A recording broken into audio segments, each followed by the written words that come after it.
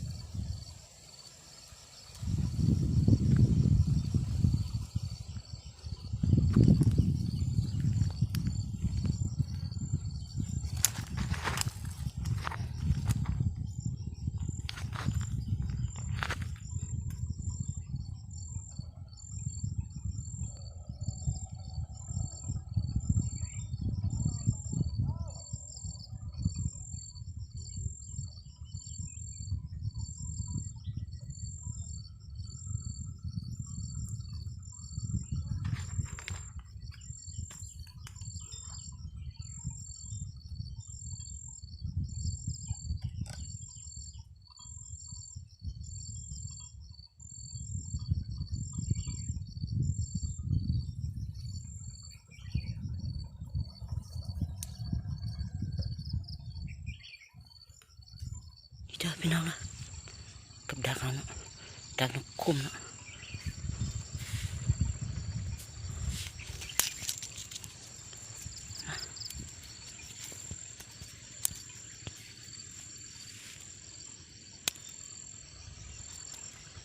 nó chẳng bao nhiêu nữa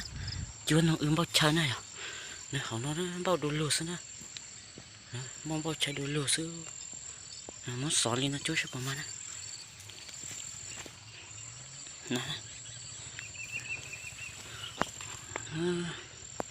chỉ tiêu trong kho nó xí nè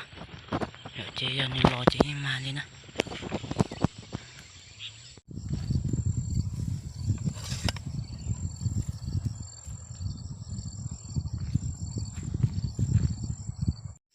พี่น้องกับดักเขาเนาะมันอยู่นี่เด้อันนึงอยู่นี่เนาะแล้วก็อันนึงอยู่ทึงพี่สองอันนะ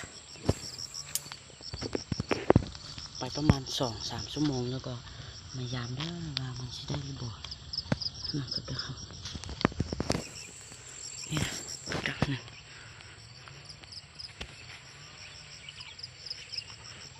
พี่นะ2 อันแล้ว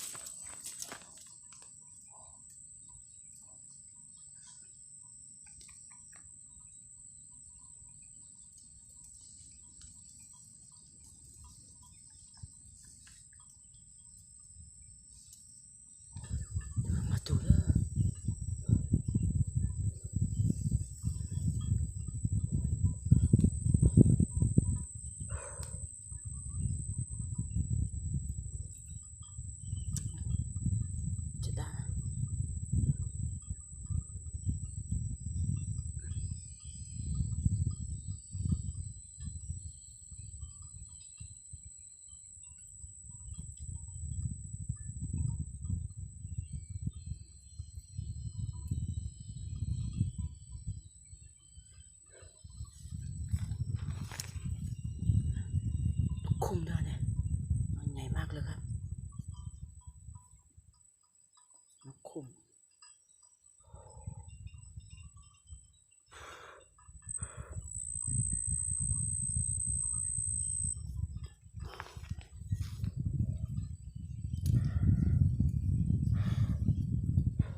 มันมาเคลียร์ขี้ดินอยู่ก้อนนี้เนาะข้าพเจ้าก็เลยล้อมไว้มันก็ใส่กับดักเนาะ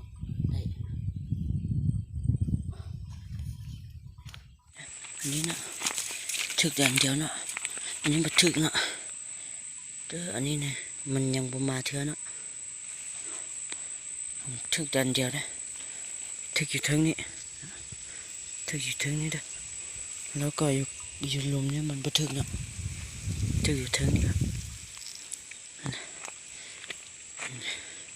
อันนี้นะมันมาเคลียร์ขี้ดินอยู่เนี่ย